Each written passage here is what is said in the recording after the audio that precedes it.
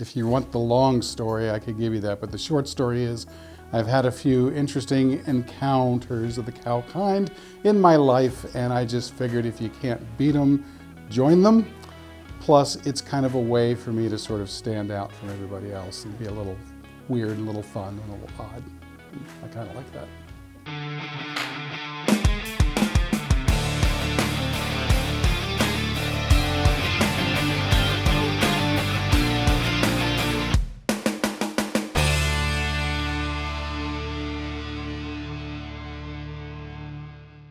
Hello, my name is Paul A. Presenza. I am the Archeologist and Cultural Resources Specialist for the Fort Monroe Authority here at Fort Monroe. I'm here to cover any ground disturbance that happens, and I do research for that, any kind of projects that we have. I'm here for any sort of activities where there's emergency ground disturbance, like say if we blow a pipe or something like that.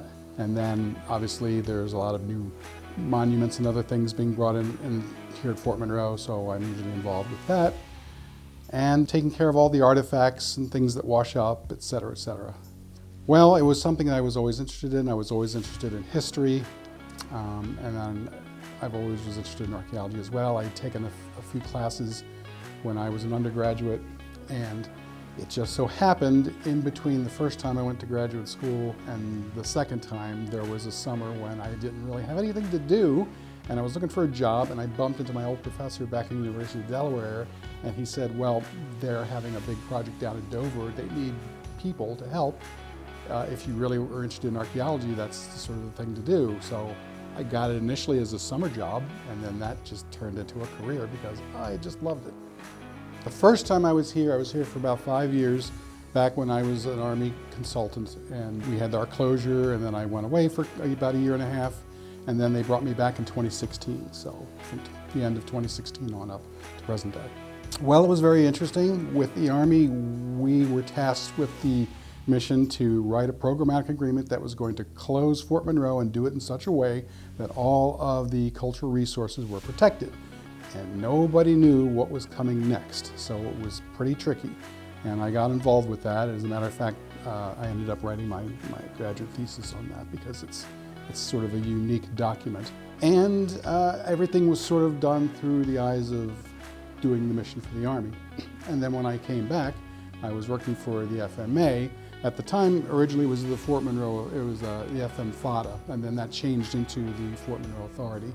And at the time, they had a historic preservation officer, but he left, and they were stuck with a whole bunch of projects. And I got a call saying, we're drowning in consultations, and we know you worked here in the past doing that job, so would you mind coming in? So I was brought in part-time initially in 2016, and there's just been so much stuff that they hired me on full-time. Fortunately, they were able to put me also into archaeology, which is my chosen field. So, and there's a ton of ground disturbance here. Most of the archaeological sites here were discovered by other folks. I have been part of a couple. During one of the emergency ground disturbances over by Patch Road, they had a pipe burst and they went down under the road to try to fix it. And when they did, they ran into the old locking system that allowed the water to go in and out of the moat.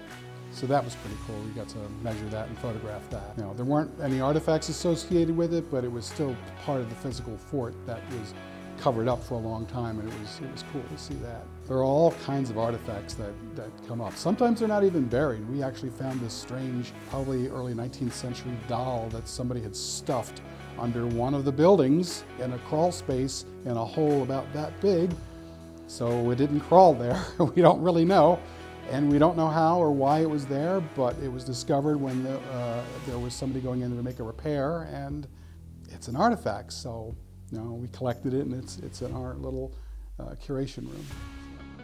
Well, as far as artifacts go, I mean, they're all going to be collected unless it's something completely ubiquitous. I mean, we're not going to collect things like shells, clam shells, unless you were doing a prehistoric midden. Normally, you wouldn't bother with brick, because there's brick all over the place here at Fort Monroe. But if it's associated with Fort George, that makes it special brick. So if it is, locally made brick that we find, and you can tell depending on what size sample you have, we'll probably save that. But pretty much we're going to collect everything that's not modern. And then all of that will go through a process where we just document it, we measure it, we photograph it, and identify it, and it all goes into our database. If it's a feature, that's a little bit different, especially if it's a large feature and we're fairly certain what it's associated with. At that point, we would let the SHPO know what's going on, and then we would have to make a determination to see if it's eligible for protection under criterion A, B, C, or D. It all kind of depends on what it is that we find. Since we're part of the National Historic Landmark District, there are legal requirements as to what we have to do when we find artifacts and features. Like recordation, because unfortunately there are archaeologists out there who don't bother to take notes, who don't bother to make maps, who don't bother to record things. That's unfortunate. There are a lot of pot hunters out there who simply dig up things and pocket them and then try to sell them.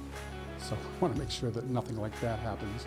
But the idea is that because archaeology itself is a destructive process, we don't want to do it unless we absolutely have to. And when we have to, we want to make sure that we recover as much of that information as possible so it's not lost to oblivion.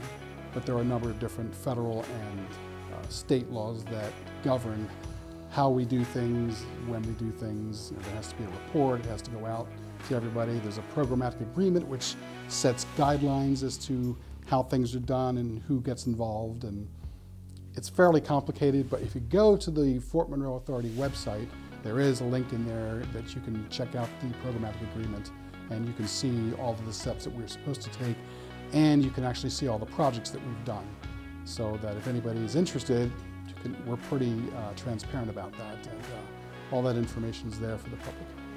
It's been a joy coming back to Fort Monroe. I loved it here when I was with the Army. I really didn't think I'd get the opportunity to come back. And not only have I been able to help David, the HPO, with all of his duties, I pretty much been able to build a program from the ground up, which has been great because there was no archaeological program here. And now we're in a position where not only am I doing all of the things that an archaeologist needs to do for the Fort Monroe Authority, I'm actually hopefully going to be building a public area so that we can share some of the information with the public and do outreach. My plan is to build a program so that by the time I retire, somebody else can walk into my position and say, hey, this is already done. Everything's plug and play. Things can just continue as they are, and it'll be much easier for that person. I always like to make sure to tell folks, please don't dig on Fort Monroe without a dig permit. There's a reason why we have those, and every time you do that, you could be potentially ruining the context of an archaeological site. It's also illegal. Same thing goes with metal detecting, and if you find any artifacts, please make sure you find somebody from the FMA and turn that in.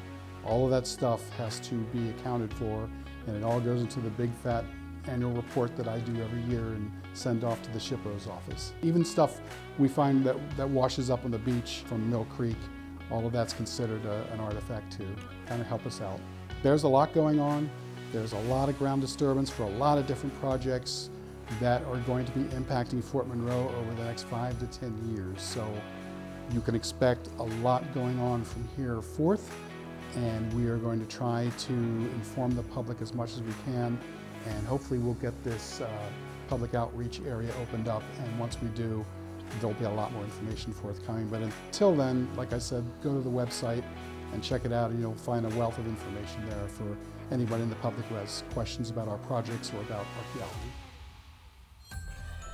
This is my ending now. I have come from the crawl space, and here to stay. Make sure to follow our Facebook page and subscribe to our YouTube channel so you can join in each Friday for more episodes of Discover Fort Monroe. I'll be seeing you